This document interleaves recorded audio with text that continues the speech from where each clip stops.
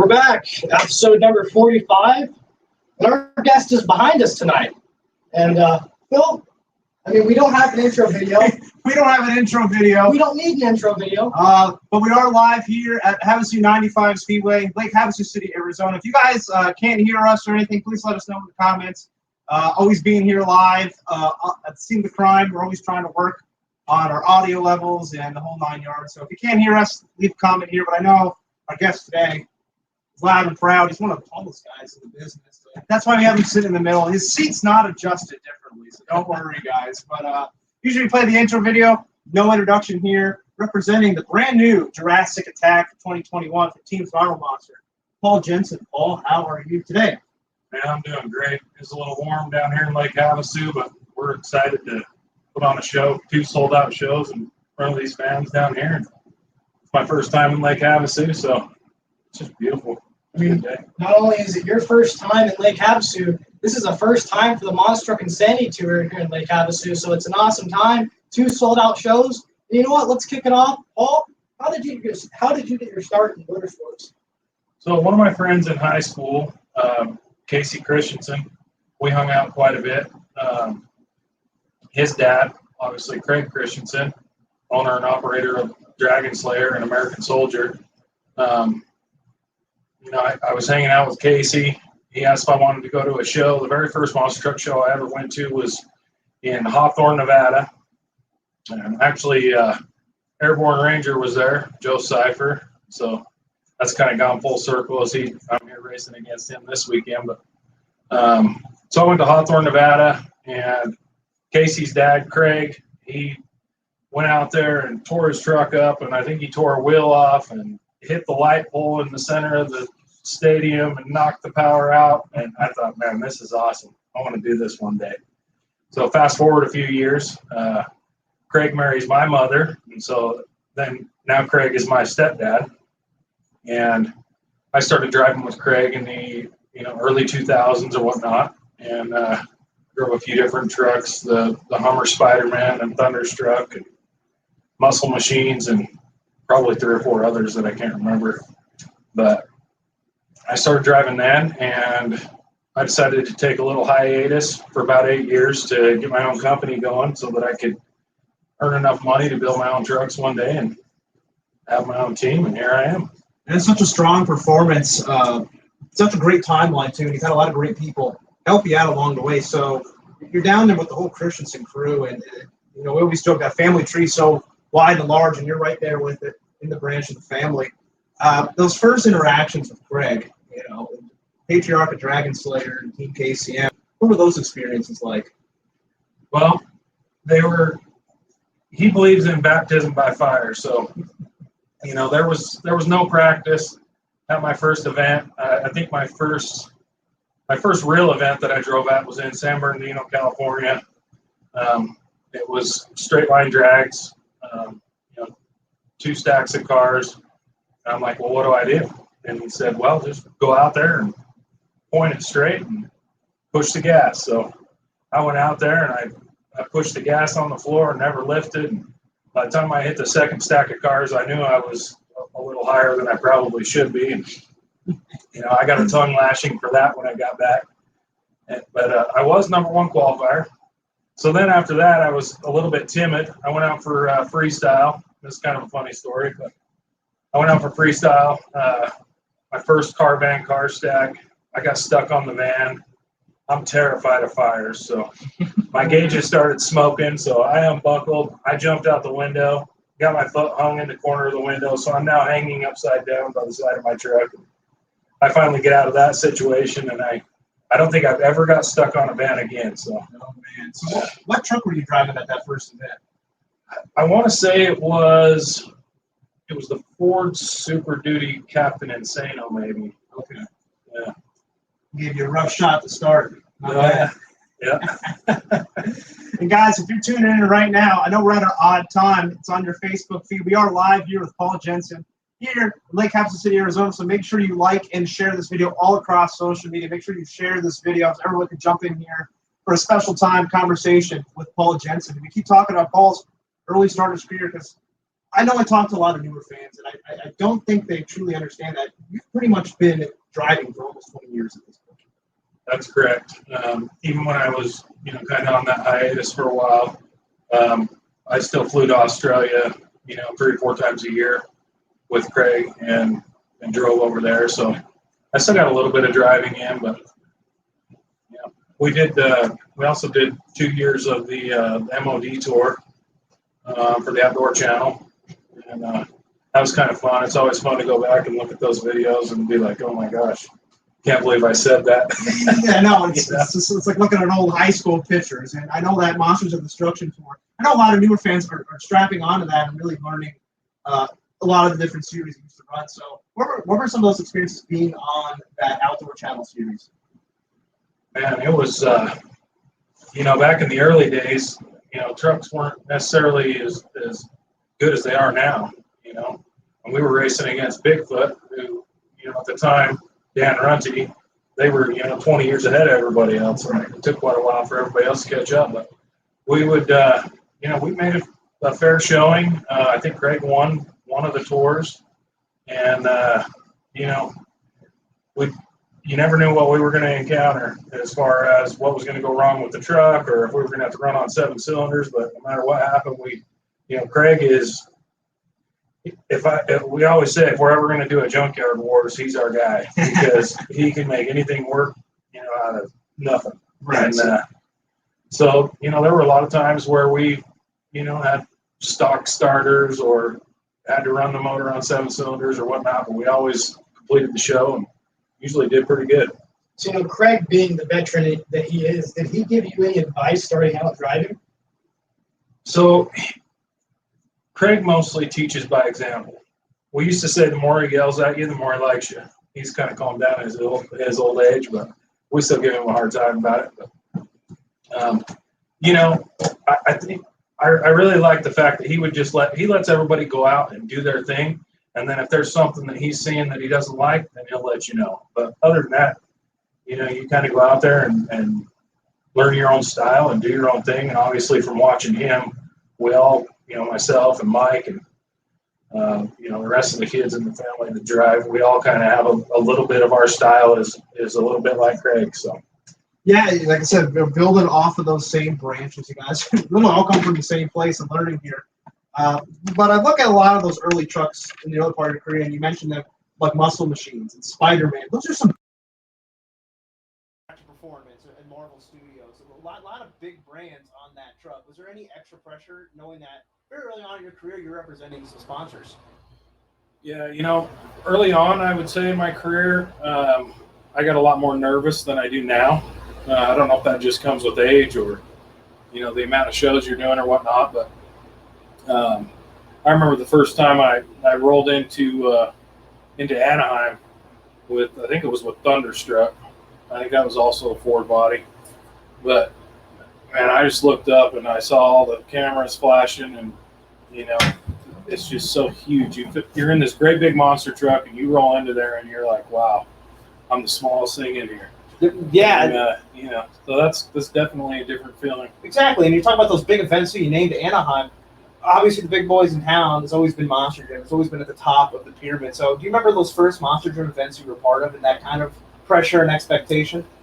Yeah. I mean, it was definitely a lot of pressure. There's no turning back once you take your truck out there and, you better be ready to put on a performance or, they probably won't have you back or whatever. So we laid it all on the track every time. And, Craig would always tell us, he's like, every one of these people paid to come here.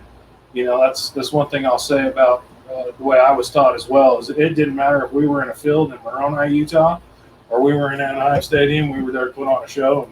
And that's what that's what Craig expected out of us. So, learned a lot how to drive, as far as that goes too. But a lot of people ask the question, are you scared when you're in the truck or are you nervous when you're in the truck? Once that motor fires up, you don't have time to be scared. You don't have time to be nervous.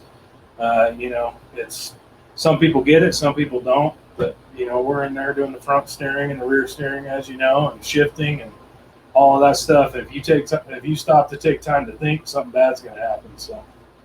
Yeah, and it's a lot of trial by error too, especially as an independent driver, you have a lot of events back to back in so many different disciplines. Knowing that, was there a certain track or truck setup that you took a liking to early on? Oh, I would say my all-time favorite truck to drive is the chassis that Mike's in now in Vendetta. Yeah. I spent a lot of time. Craig helped me build that one, and we spent a lot of time on it. And that was the first Ford Ranger Kamikaze. And I had a lot of luck in that truck. It lands good, it drives good, handles good. Each truck's just a little bit different. This new truck, I'm still getting used to it. I love it though.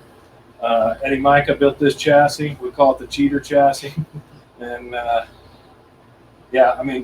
but they're light years ahead of where they were when I first started driving. When I first started driving, the shocks were, we were blowing bump stops off of the shock shafts, pushing the top caps through the bump stops. And, we didn't have Hans devices or anything like that. We had, a foam neck roll, and every weekend you felt like you'd been in a car wreck and you'd walk around like Frankenstein for a few days. And, but it was worth it. Obviously, I'm still here doing it. So yeah, you're still here. You're still walking straight. You're still not crooked. So that's right. You're doing something right here. Vince, I think you got a fan question to ask. Yeah, we got a fan question here from Chris Walquist. Hopefully it'll load up here. There it is. He says, I hear Trent Montgomery is in one of your trucks this week. Good to see him behind the wheel again. Yeah, that's correct. Trent will be driving the last truck that I was in, which is the white Kamikaze. And he does a great job, so I'm not worried at all. No, don't worry at all. And I know we'll definitely talk about the strength of Team Throttle Monster as we continue on with the timeline. And again, if you got to tune in live, make sure you like and share this video. Share it across social media. I want everyone to jump in here and ask Paul Jensen a couple questions if you want. We can keep going on. You talk about how there was a bit of time where you stepped away from the truck. Well, what was the reasoning for that, and maybe some of the thought process to effectively retire? Yeah, the main reason for that was, monster trucks are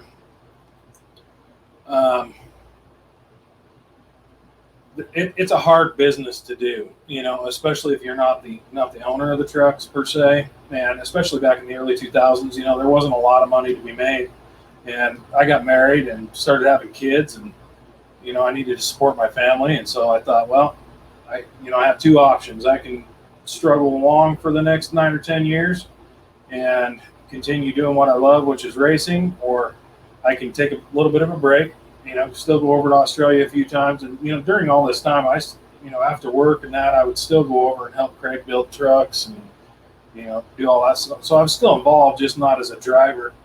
But, that was kind of the plan all along, was to get to the point where, I built up my construction business where I could kind of step away from it a little bit. And, I've got great people in place that run my construction company so that I can come out here and do this now and, build my own trucks and my own team. And Mike, he's right there along with me. When we teamed up 3 years ago, that was probably the best thing that ever happened to Throttle Monsters. We got together and we said, let's build a team. Let's go for the gold. And we always have our sights set on Monster Jam. Obviously, we're hoping to get into a couple tours next year. We have quite a few shows lined up with Monster Jam this year, and we want to go try and compete, with the best of the best. Speaking about doing Monster Jam shows this year, the talk right now in the chat is all about Jurassic Attack. We actually have a comment here from Caden Vile. He wants to know, what drivers are going to Lake Erie, Pennsylvania this year? I know Jurassic will be there. Yeah, so David Olford, another great driver for our team. He'll be the one doing Lake Erie. I'll be doing Glendale for Monster Jam, 2 stadium shows there, and then also San Antonio. We have 3 shows there in San Antonio, and I'll be doing those ones. And then, towards the end of the year, hopefully we pick up some more that will be announced at a later date. And then, depending on routing, David will go or I'll go, or we'll just kind of switch off. It's, he's a great driver, and it's always nice to know if if I'm not there, he's probably going to do better than me anyway. So, we can. He went into Salt Lake and he really did well. He won 3 out of the 5 freestyles there in Salt Lake. And, there were some big names there, and so we were just ecstatic for him. And that's kind of what our team's all about is helping each other, reach our full potential, if you will. And we cheer each other on. There's really not any drama with our team. We hope each and every one of us, does really well. And, if one of them beats me, I'm a little bit disappointed in myself that I lost, but I'm also happy that, somebody else from the team was able to win the show. And I think that really speaks to the strength of Team Throttle Monster, where now you guys have 5 active race trucks going, and you have a lot of different players in the team. Even when you bring a guy like we mentioned, Trent Montgomery's driving Kamikaze this weekend, you're able to bring in these great drivers for a one-off or here or there, and just add a lot of great people to the team. So what's that like, trying to find the right people to build Team Throttle Monster?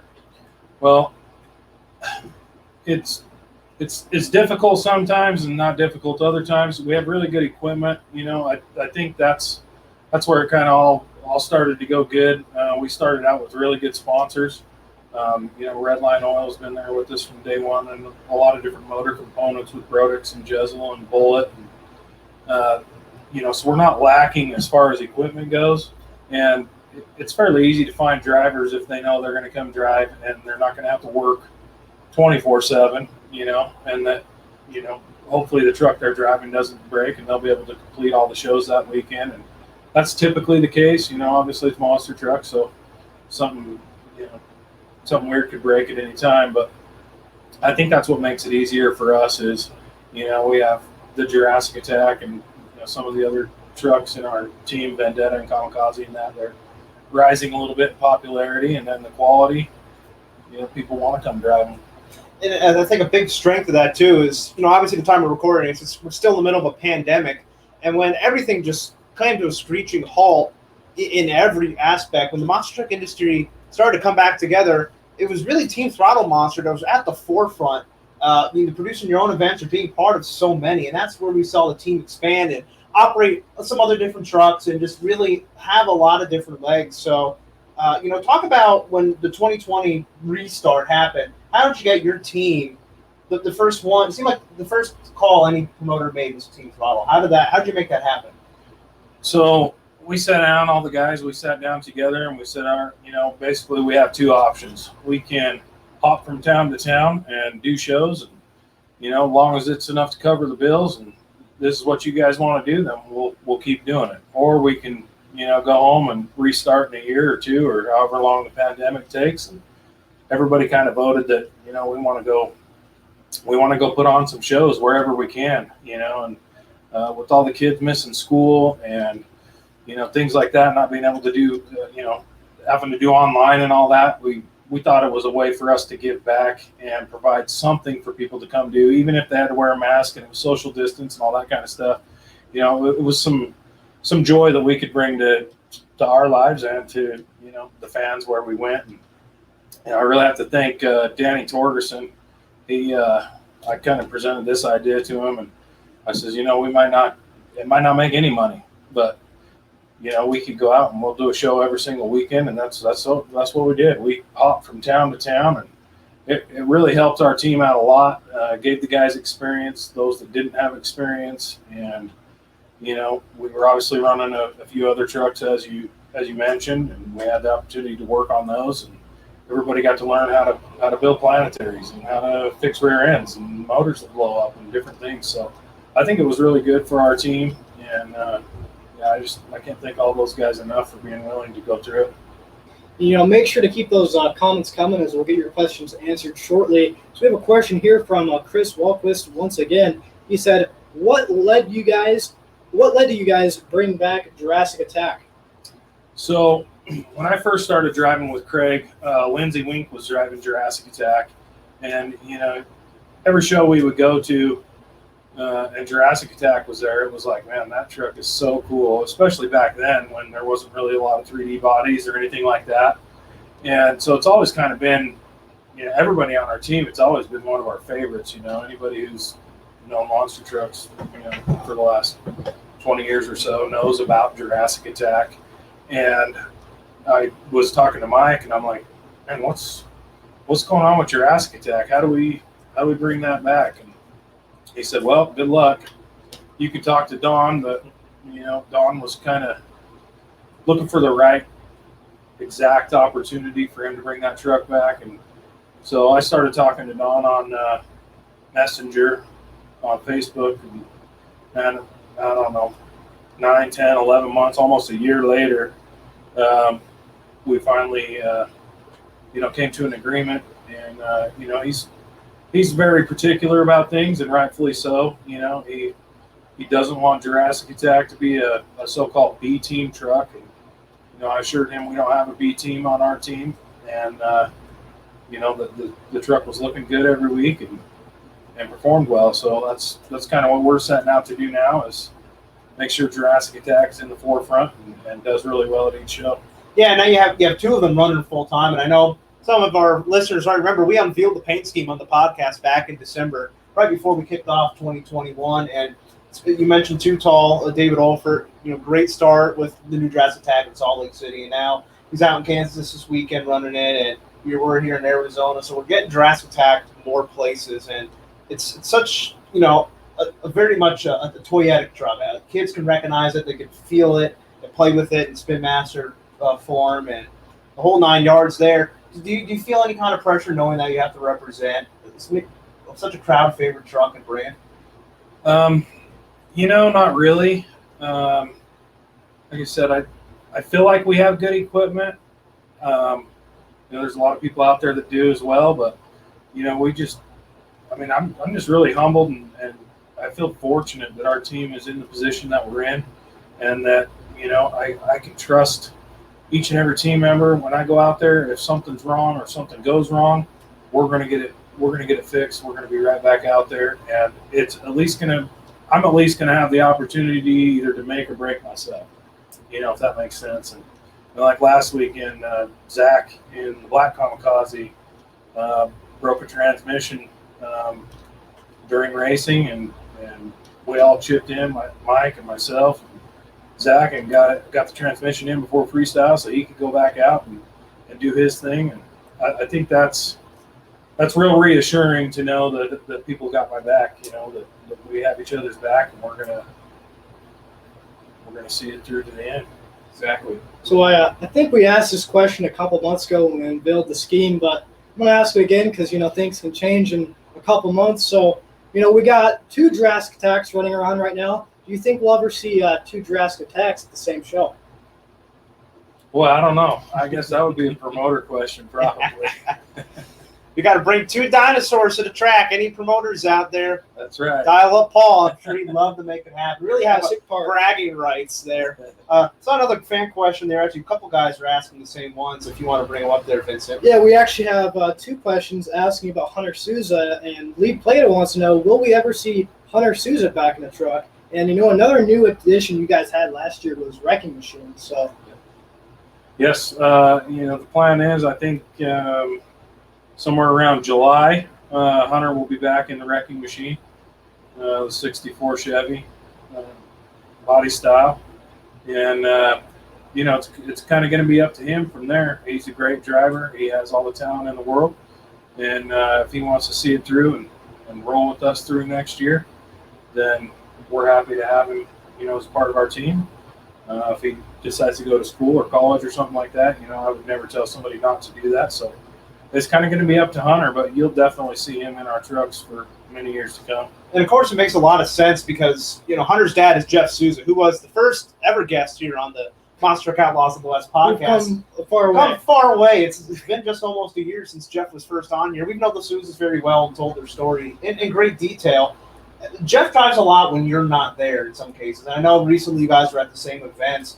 What's it like working with, Jeff, especially? Because it seems like you guys, you fit the same seats or have the same, driving mindset. Yeah. Jeff and I get along great, and he does really well. He filled in for me at a few of the toughest Monster Truck Tour shows. That was last year, the year before, and he did really well. I was the leader in the points, The only request I had of Jeff was that I was still the leader in the points when I came back, and I was. So. And you know, that toughest monster truck tour, it's the toughest tour. It's one of the toughest. That's why it's on the brand. You know, Vincent, I know you were at the Prescott Valley events over the last couple of years. You know, what do you think about toughest monster truck tour? You know, you got the same track practically every weekend, and you know it's a very tight series for points. You know, what was that like? You're battling Mike in the final round about every weekend. So tell us, what was it like competing on the toughest monster truck tour, and will we see you back on the toughest monster truck tour? You know, I started around the toughest monster truck tour. Craig and I did, I don't know, 4 or 5 shows, and did really well at those shows in racing. And I think I was the overall winner in Grand Forks that year, which is kind of like their world finals type thing. But I wasn't the world champion. Obviously, that was Larry Swim because he had won the points throughout the year. But some of my most memorable moments at the toughest monster truck tour was just the first show I was at. You know, Aaron Kane. I was like, man, how do you hit that stuff? Because you know, you're in this arena and everything is just so steep. And, you know, it's quite intimidating. And he's like, if you think you're hitting it fast enough, hit it faster. I'm like, okay, I'll give that a try. I think like the second show for them, maybe it was the third show, but anyways, I went to Casper, Wyoming, and I hit one of the jumps or the jammer. I had, I don't know, 2 or 3 cars stacked on top of it. And I remember landing completely over backwards, landing flat on the roof. That's the first thing I thought. I didn't hit it fast enough. So, you know, same kind of thing. It's just, it really is one of the toughest tours as far as the obstacles and, you know, the intimidation of that. And everybody on that tour is just, you know, they're heavy hitters. So, you know, coming up soon, you got Glendale for Monster Jam. You know, when's the last time you did a Monster Jam show? So I did, Mike and I did Houston, NRG Stadium, 2 years ago, 3 years ago, something like that. So that would have been my last stadium show for Monster Jam. I think I did fairly well. I think I placed 7th in freestyle. I lost first round there in racing to Jim Cretin. And, yeah, I did have a little bit of nerves on that one, I'll have to admit. But, you know, we got that out of the way. Yeah, it was such a large gap from that Houston event. I know you were out there driving the Rod Ryan show truck alongside of Mike and Vendetta. That was got to be an over a decade gap in between the last Monster Jam event to there. So it's really cool coming full circle. And I know a lot of that gap in between, talk about a little bit, is in Australia. So I said, like, effectively retired. But anybody knows in monster trucks, you're never retired. And Paul was able to make that work a lot by going over to Australia. It seemed like every year, competing, a lot of times Scooby-Doo was a good truck for you and a lot of the other ones. What are some of the memories from Australia? Yeah, I think one of the, might have been the first show I did over there was, I want to say 2008 maybe. I don't know the exact year, but it was kind of the Australian World Finals, and Jim Kohler was over there. And I was driving Batman, and I think my truck broke the first or second hit out, but so it was kind of short-lived. But that was kind of cool being over there and doing that. And I love Australia. I mean, it's just a great place to be. All the guys over there, you know, awesome to hang out with. And yeah, we've had a lot of good times. I brought my wife over there one year, and you know, so we got to vacation a little bit. But you know, it's just, you know, that seems to be the thing with monster trucks is you've been about everywhere, but you've never seen anywhere.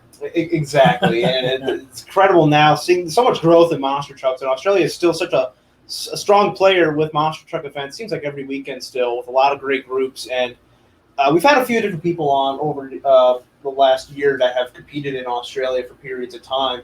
We always ask them a lot of the similar question. What's the biggest difference between the events that take place in the United States or North America versus what goes on in Australia?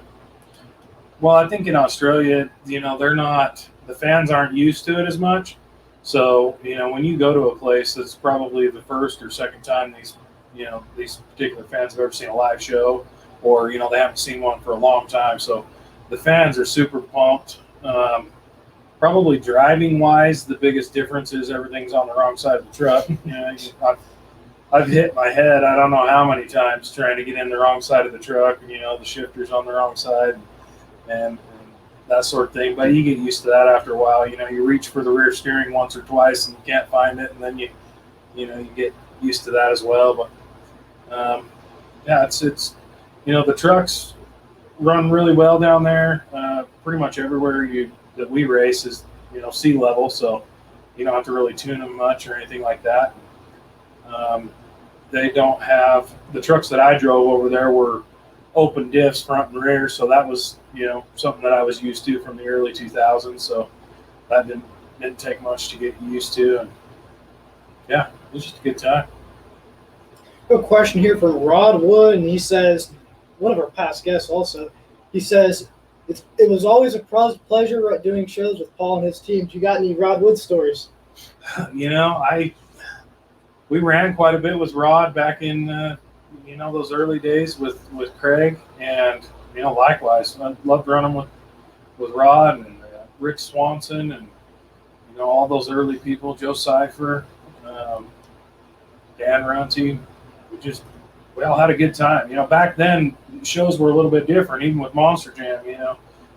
It was quite a bit more laid back, a little less organized, I would say, than now. It was more of a barbecue in the pits type atmosphere, and now it's pretty much straight business. But the business evolves, and that's the way it is now. And so and you have to keep evolving, and it's always interesting, especially when we see a lot of the different stories from guys from the 80s to where we're at now.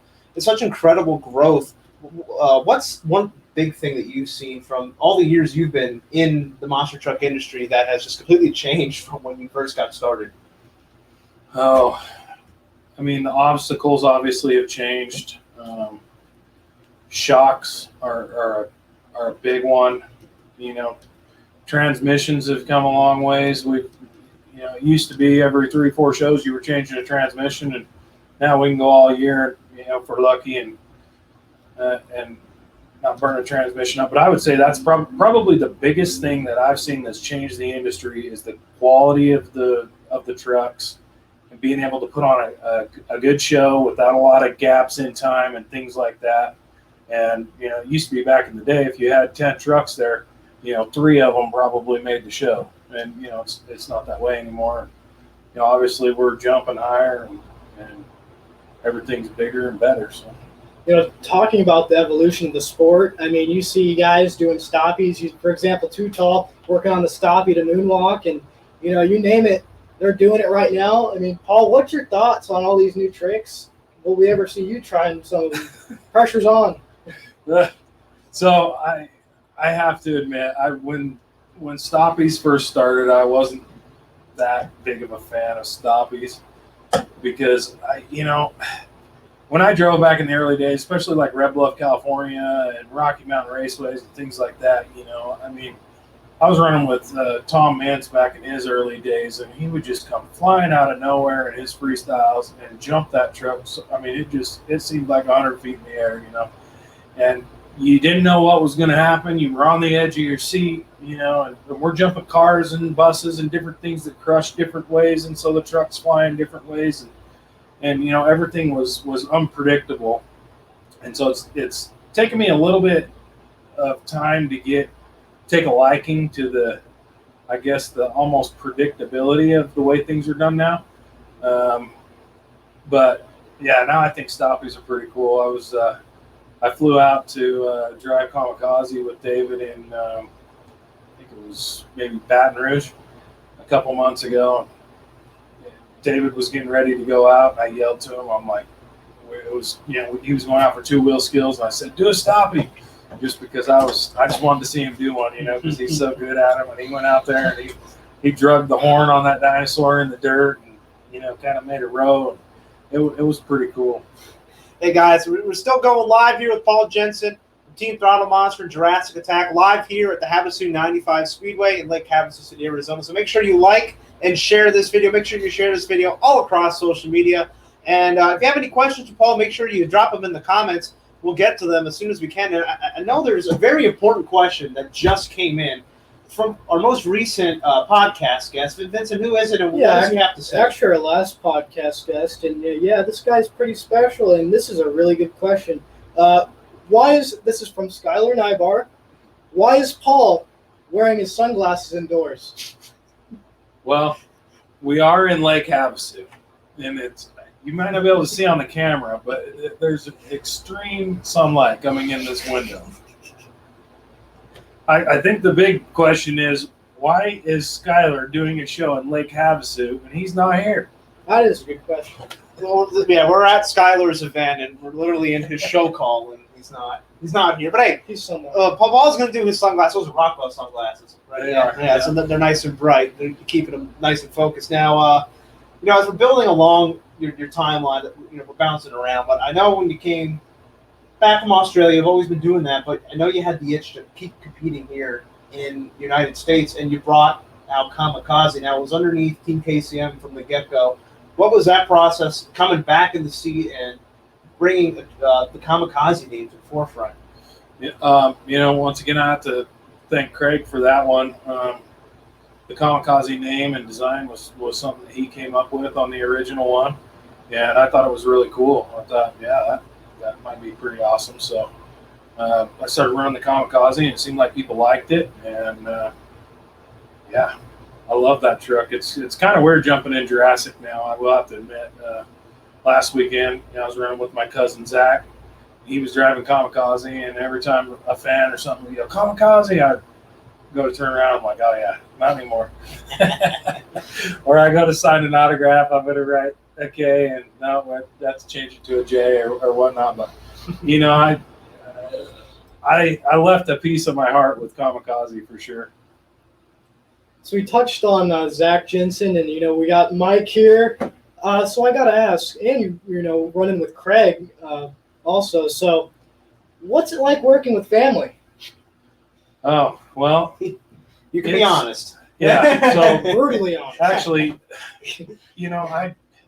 I just feel really fortunate. Like I said, I don't know why all the stars are lining up, but it just seems like that's the way it's happened. And Craig's shop is maybe 5 miles from our shop, and we're going back and forth all the time. And Craig has a new plasma cutter and that, so he's always helping us with stuff, and we help him with things that he needs help with. But even with my construction company, Zach's one of the owners of the construction company with me.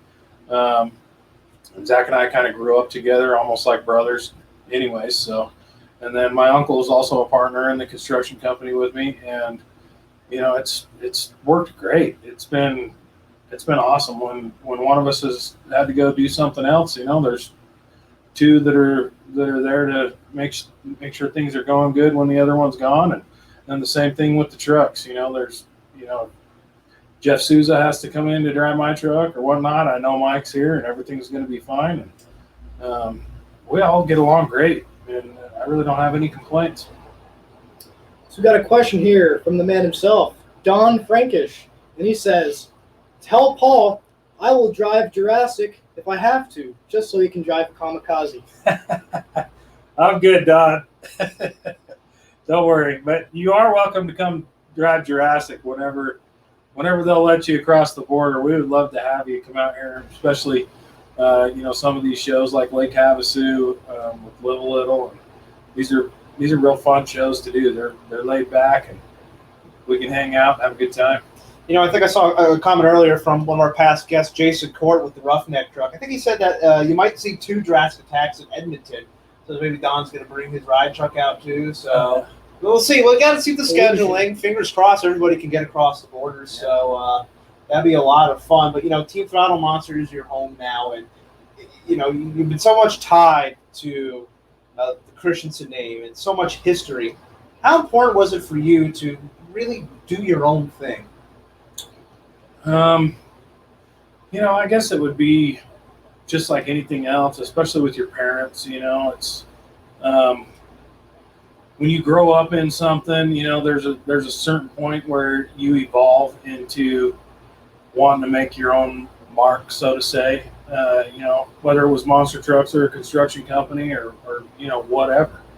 And So I think it was fairly important for Michael and myself to, and Craig gave us his blessing. He says, you guys, wish you the best of luck and you'll do good.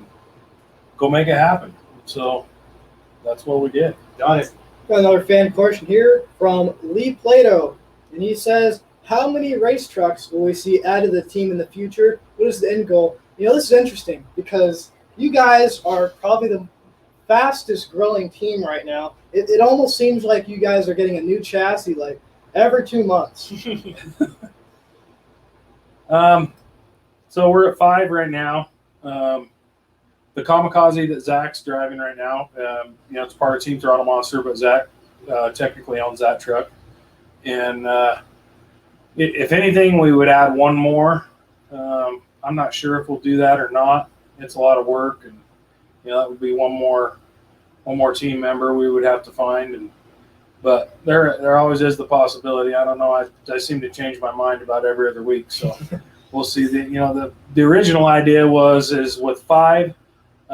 We can always cycle one out, and because monster trucks, they need about 2 months a year to completely tear down, check everything over, and then put them back together. And so ideally we would sit one truck for 2 months out of the year, and rotate them in and out, but we'll see. And you guys have also expanded. You have a ride truck on your team. It's the Texan ride truck. It used to be from Lupe Souza's ride truck. Yeah. Now it's under your guys' banner. How does that juggle? Because you talk about the difficulty, just 5 trucks. Sometimes you got to get a ride truck out to the event. So where does that fit into the puzzle? So we only run the ride truck at events that are within 6-7 hours of home, and we make sure it's on weeks that we can all be there, and then it makes it not that bad. Perfect. And that's such a unique ride truck too, because if anyone sees the Texan, it's a really long. It's almost like a stretch limo on with monster truck tires On airbags. Yeah, well, I'm sure you've driven it around a bit. What's that ride like? It's interesting. The airbags, the way Lupe did that was kind of cool. Those airbags really give it. If you put just enough air in it that it picks it up, and you go into those corners and stuff, and it gives it quite a bit of body roll and makes for a good ride for people. But it is long. It seems like the the front can be flat and the back's rolling over. It's twisting and going all over the place. But it's probably one of the biggest ride trucks out there, I would think, at least in the top 5. Yeah, it's extremely close. But fast forward now to present day. We are sitting here. We've said it before. We are live on location at Havasu 95 Speedway, the Monster Truck Insanity Tour, for the first time ever here at the Speedway. There's 5 trucks here. The track's right there. Track's literally right over here. Paul's driving Jurassic Attack tonight. What are you looking forward to tonight and for tomorrow night? Sold out crowds this weekend. Yeah, I'm just going to go out there and I don't like thinking about anybody else that's here, or even when I'm racing, I don't want to think about the other guy at all. I want to go out there and lay down the best pass I can, and I'm only comparing myself to me when I'm out there, and that helps me a lot, and not getting worked up with nerves and things like that. So I'm just going to go out there and lay it all on the line and see what we can do with a flying dinosaur. Talking about laying it on the line, this is probably one of the craziest Monster Truck Insanity Tour tracks I've seen. As I'm looking out the window, there's a camper. And, what's interesting about this camper, this is a brand new camper. Oh, wow. Yeah. There's a big story behind that camper. So will we see that big dino hit the camper tonight? I'll tell you what, if it's still there when I go out, you can guarantee I'll hit it. How can we have a new camper on the track? That's incredible. I heard the story about that thing. It's pretty interesting. Apparently it blew over, and they salvaged what they could, and here you have it, a new camper out here. So we'll be sure to post some pictures on our social media this weekend of the great track. But it's been a great 2021 so far for Team Throttle Monster. What's the rest of the year look like? I see what Joseph Rodriguez asked you guys are going to be California coming up, or where does the team go immediately next? We will be in California at some point in this year. I just don't know when, and I don't know where. So we have quite a few dates blocked out for California. but it's all just going to depend on local, municipalities and that, and when they open up and let people do shows. Exactly, and that's a lot of. It seems like you just kind of have to watch on the internet and check with all the teams' pages where everybody's going. It's a lot of moving parts. It's great to see a lot of events start coming back around, but it's still baby steps, and that's why we're still here doing awesome podcasts, especially when we do it live on location. So, looking fast forward now again for the rest of the year and the rest of the development inside Jurassic Attack. I know a lot of fans love the backflip. You ever think about doing a backflip in the dinosaur? Yeah. So the goal is to do the first dinosaur backflip in Glendale. So you heard it right here. We'll see how that works out. So I actually have a question. Being that Glendale is in literally about 2 weeks, that's pretty close. You're doing another Monster Jam show. Will we see you at maybe more Monster Jam shows in the future? Yeah, I mean, definitely. We have plans to do as many Monster Jam shows as we can. Like I said, hopefully next year we get on things are back to normal and we can get on a couple of tours that we can actually, try and compete and place in those tours. And yeah, towards the end of the year, if things open up, I'm sure Monster Jam will have us back for quite a few shows. Since you're doing a backflip, have you backflipped before? So in 2002, I almost did by accident. You could have been a trailblazer, right? So, Somewhere under Mike Welch. I was in the Spider-Man Hummer, and we were at one of the Monster Destruction shows, and it was in McAllen, Texas, I think. And David Smith was there with his 2 trucks, and anyways, I took a weird bounce, probably over a van stack or something during freestyle, and then there was a double, and my front tires missed the first double and stuffed my front tires into the second one, and at the same time it, forced my foot onto the throttle pedal, and anyways, I ended up rotating all the way over to the front part of the hood and then landed on the roof. And, what would you know? Not many years later, people are doing them on purpose. And I just love that evolution of the sport, and the backflip is such a great example of that. Yeah. Not looking at the immediate future or the far out future. What's it look like a Team Throttle Monster? Man, we're gonna ride this dream out until as long as we can. Obviously, age plays a factor, especially with toughest tour type shows and Monster Jam type shows. There'll be a certain point where I'll just be too old to, my body won't take it anymore. But until that happens, we're going to keep going. These guys I know, Too Tall and Mike and Hunter and the rest of the guys, they're here for the long haul too. We're gonna see how high on the podium we can get Team Throttle Monsters, whether it's my truck or their truck or whoever's truck. We don't care. We just want to be there. And that's a great part with the flexibility of the team, where you guys can be in all different parties and be a part of all events, shapes, and sizes. You seem to play with everybody well in the sandbox, including everybody here at the Monster Truck Insanity Tour. Now, I know Skyler was in the comments. I'm sure he's still listening. Got any good Skyler 9-bar stories? Oh, wow. I must be boring. I don't have a lot of really drama-filled stories. But no, we've been. I started running for Skyler.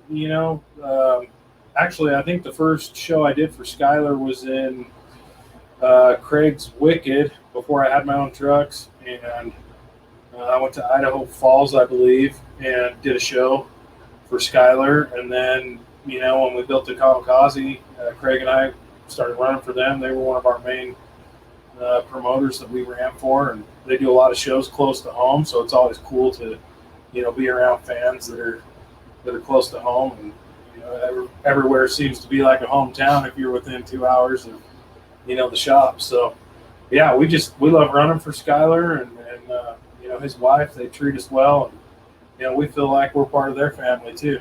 It's one big family at all these events. That's why I always love it. as we start to wind down here, because Paul does have to do an event tonight. He can't sit up here with us forever. I have to think. Nearly 20 years driving these monster trucks, all different shapes and sizes, all different bodies, so many different representations.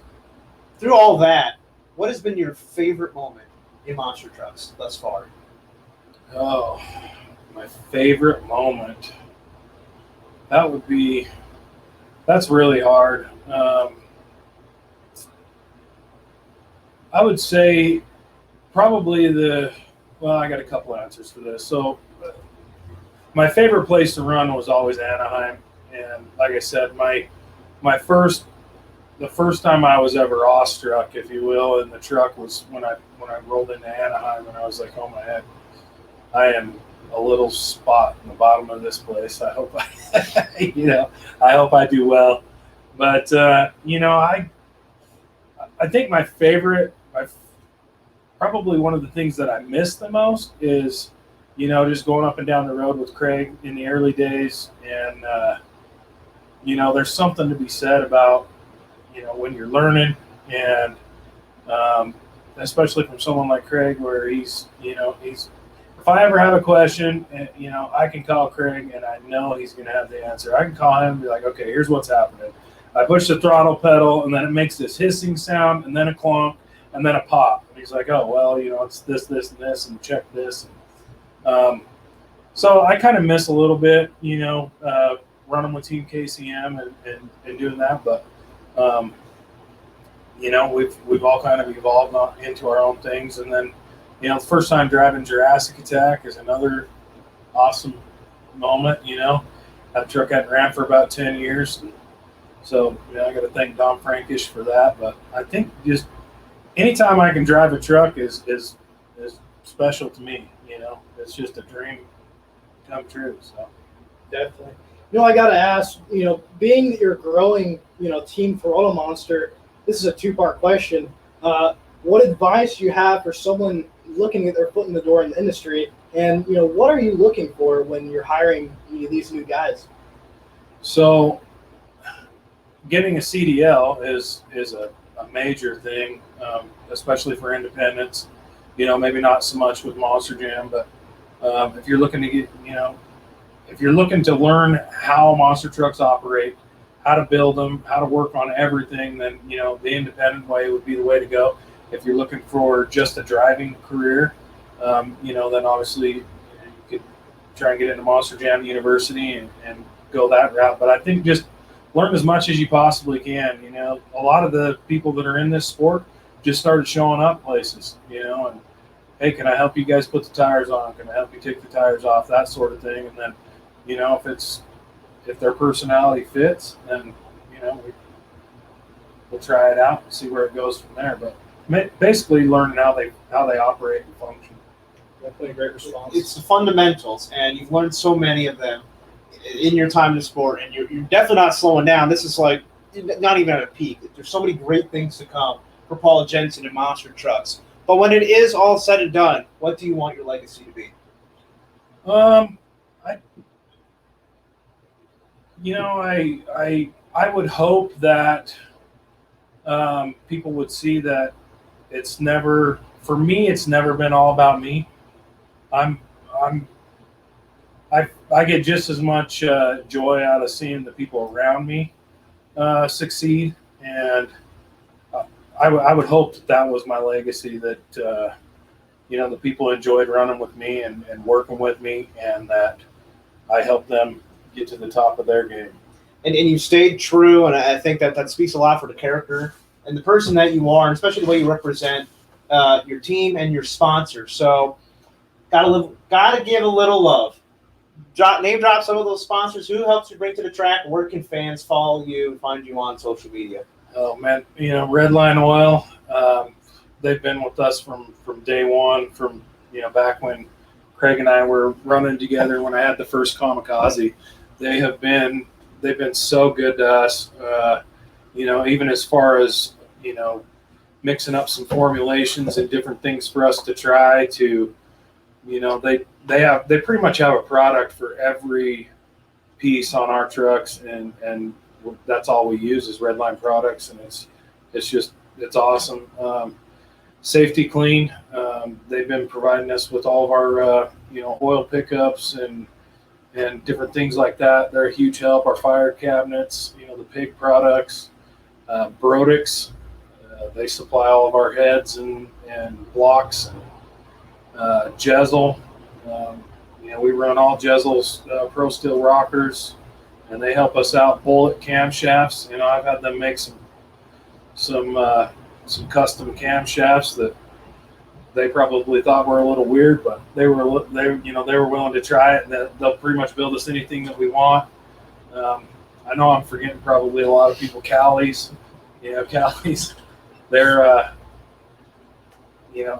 all great, and you can find all of our sponsors. They're on Team Throttle Monsters on Facebook and Instagram. Sorry, the ones that I can't think of on the spot, but that's a great part. You guys have a lot of supporters. I love it. Yeah, and it truly does help. I have a rule that we will not be sponsored by anybody that we don't truly believe in, and we believe in all of our sponsors, and I'm just thankful for the opportunity for them to believe in us and give us the opportunity to come out here and display their products, and we're just here to do a good job. And you're going to do a great job for the rest of the year, especially here this weekend, Lake Havasu City for the Monster Truck Insanity Tour. Paul, we can't thank you enough. You've been giving us a lot of great opportunities, especially bringing Jurassic Attack back to the monster truck industry and to the forefront. So we can't thank you enough, and Don Frankish, for bringing that back together, and everybody at Team Throttle Monster for supporting us through all this. We really appreciate that. Really appreciate you sitting down with us for a full episode. Really tell the Paul Jensen story. Not only do we appreciate it, the fans appreciate it. There was tons of talk about Jurassic Attack, and I'm sure Paul's going to kill it tonight in Lake Havasu. Thanks, guys. Hopefully not the body. Yeah. Thanks to everybody watching, all the fans out there. If it wasn't for you guys, obviously we wouldn't even be able to do this sport. So thanks to everybody. Special thanks to my wife, and without her support, I wouldn't be able to do any of this stuff. So, I'd just like to thank her as well. Hey, we got a lot of great things to come here on the podcast. If you guys like this video, make sure you like and share this across social media. I know this is at a different time, so maybe not some of the usuals are here. They're still at work or they're on the way home. So make sure you like and share this video, and make sure everyone's going to come back in here and catch Paul's story anytime they want. We also have to give a big shout out to Skyler Nybar and Caden Berry, everybody at the Monster Truck Insanity Tour and Live a Little Productions for allowing us to do this live at their event. They've been a great partner and great supporter of our podcast as well. We can't thank them enough. Letting us sit in this booth. It's almost 100 degrees outside here in Arizona, if you can believe it. This computer would be fried. So thank goodness we're in this air-conditioned booth to help alleviate the heat. We have some big news coming up here. I know this is at a different time. We'll be back at our normal time, but not our normal day. Our next episode is going to be this upcoming Wednesday, all right? You're not going to want to miss. It's going to be at 6 o'clock Pacific, 9 o'clock Eastern, as we will be joined by Eric Swanson, Bo Swanson, and BJ Johnson. We will be unveiling the Wild Card truck, the whole design, the whole program, everything you need to know about the brand new truck from the Obsession Race team.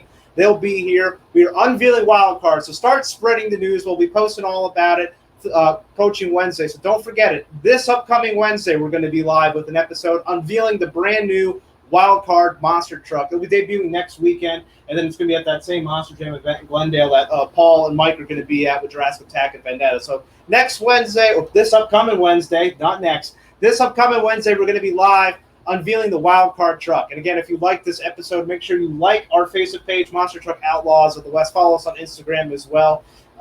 Again, like and share this podcast video. If you enjoyed this episode, we've interviewed Mike Christensen. We've interviewed all sorts of players from the Christensen family, and a lot of people. Most people from the show. Some people here too. A lot of our mini monster competitors. Ranger Joe Cypher's here. Wally Turner's here. All have been episodes here on the podcast. You can check them out in our archives. Live podcast episodes on our Facebook page. And as well, wherever you can download the podcast, audio only. That's Apple Podcasts, Spotify, Google Podcasts, Stitcher, iHeartRadio, Audacity, so many more. Wherever you can find the sound, you can find our podcast. Just search Monster Truck Outlaws of the West, and you will find us here. You can listen to Paul's episode again if you like. Vincent? You're a talk box. I'm a talk box. Where's the script at? Nope. I'll tell you this. We're not done in Havasu either. Nope. We still got whole bunch of stuff to cover. No podcast, but we got a lot of news to cover, and some track pictures. We got to show everyone the camper we were talking about earlier. So yeah, so stay tuned to that. Again, tune in Wednesday. We're unveiling the wild card monster truck. Vincent, why don't you play us off?